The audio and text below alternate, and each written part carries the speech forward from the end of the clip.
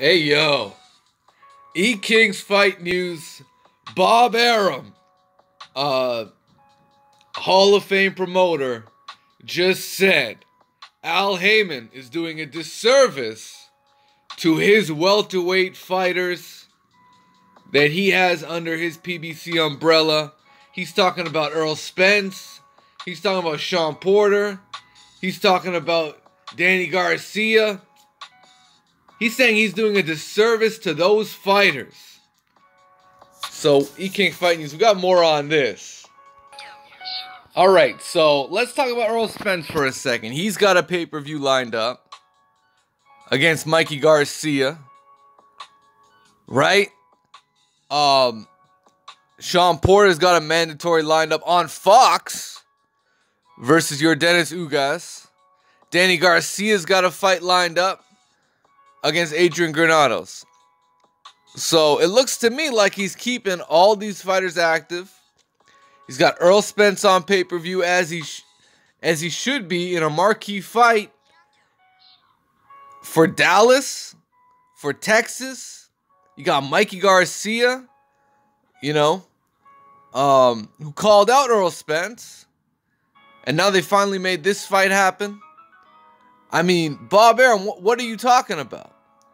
What is Bob Arum talking about when he's saying Al Haymon is doing a disservice to his welterweights? And shout out to Victor Salazar for the article. And so, okay, Bob Arum, in this article, he talks about how Amir Khan's manager, Billy Keane, basically made the fight happen. He's the one that really did most of the legwork in working out the details with Amir Khan to make the Terrence Crawford fight happen, right? But then Bob Arum slips up big time. And this is what he says, which is, once again, one of the most hypocritical things I've read all week. And this is in a week where Eddie Hearn has been going off on all kinds of shit. Yet, I believe this is the most hypocritical thing I've read. I'm old school, and I make fights with everyone, said Arum. We just made Miguel Berchelt, and we reached out to Oscar and made the fight with Francisco Vargas.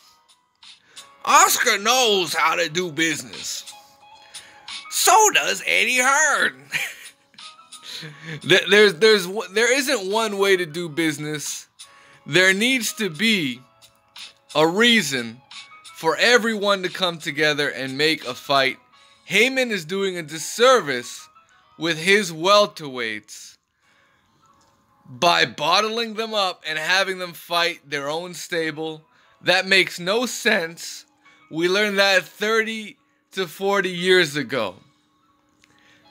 Now you gotta be kidding me. Now you gotta be kidding me. This old fossil just said he learned that 30 to 40 years ago. What in the fuck was he doing when he had Manny Pacquiao? What was Bob Arum doing when he had a prime Manny Pacquiao? Y'all gotta tell me. Y'all gotta tell me. Did he not have a bunch of in-house fights? That's right. Bob Arum matched up Manny Pacquiao with all his in-house top-ranked guys. Manuel Claudy, Antonio Margarito. The list goes on, man. David Diaz. That was all Bob Arum in-house fights. Tim Bradley, 3 times. Marquez, 3 times. This is the guy that literally birthed in-house fights. When guys were trying to make Manny Pacquiao versus Floyd Mayweather, when Al Haymon and Floyd were trying to make that shit happen. It was Bob Arum that said their demands for drug testing were not realistic. It was Bob Arum that said that shit. It was unheard of to have blood drawn for drug testing. That was Bob Arum. So, man, I'm at a loss for words, almost, at the kind of hypocrisy that I gotta fucking tolerate when it comes to Bob Arum. He slips up every fucking month. This guy comes out with some dumb shit like this. So I just find that unbelievable. Absolutely unbelievable. And ultimately, I don't consider it a disservice at all. When it comes to Errol Spence fighting Mikey Garcia, that's a great fight. It's a pay-per-view opportunity. It brings in the casual fan. It's in association with Dallas Cowboys Stadium. When's the last time we seen a fight in Dallas Cowboys Stadium? Oddly enough,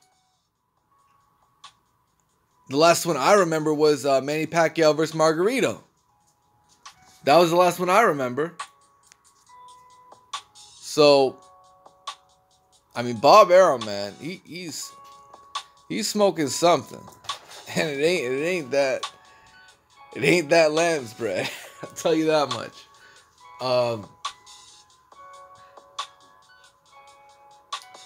But you know what? When it comes to Terrence Crawford, that fight also needs to happen. When it comes to Errol Spence, Terrence Crawford, when it comes to Sean Porter, Terrence Crawford, when it comes to Keith Thurman, Terrence Crawford, I want to see those fights as well. So when Bob Arum is saying he's willing to work with everybody, then you know what? Send Terrence Crawford over there. Send him over there and make that fight happen. And see if you can get him to bring that title back. Because those fights, it's not like they're not out there. Terrence Crawford needs to speak up and put pressure on those guys as well. Because you don't really hear a lot from that side. So, you know, a lot of dynamics in play. You got to consider Al Haymon does have a whole stable of welterweights to mix and match. And now Bob Arum's on the outside looking in. So obviously he's a bit salty. Obviously. Anyways, it's been E-King Fighting You. Smash the like button. And subscribe to the channel if you haven't already. That's right, Errol Spence back on March 16th at the AT&T Stadium on pay-per-view. In a can't-miss fight. So that's just one of the fights. You got Thurman Josecito Lopez. Which, I don't know what the fuck Keith Thurman's doing, man. This dude coming up to... I don't even want to talk about Keith Thurman, man. Fuck that shit, man.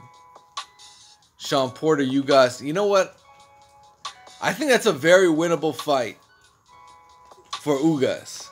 If he shows up. And Terrence Crawford, he's got pretty much an easier fight on his hands. With Amir Khan. He's probably got the easiest fight out of all these guys.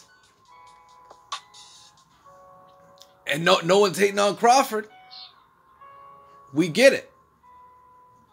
But after he knocks out Amir Khan, I want to see him call out everybody. And it's not that he hasn't. But he's got to make that point known that these guys are the ones ducking. If they are ducking. And Bob Arum has to make more of an effort to make these fights happen as well. He can't just hate on Al Haymon and expect to make a fight with him. You know what I mean? So you can't fight these, man. Smash the like button and subscribe to the channel if you haven't already. For more boxing, we got Pacquiao Brawner coming up. You know, we had some fights last night. I'm going to try and catch that ESPN card. I was watching the zone shit.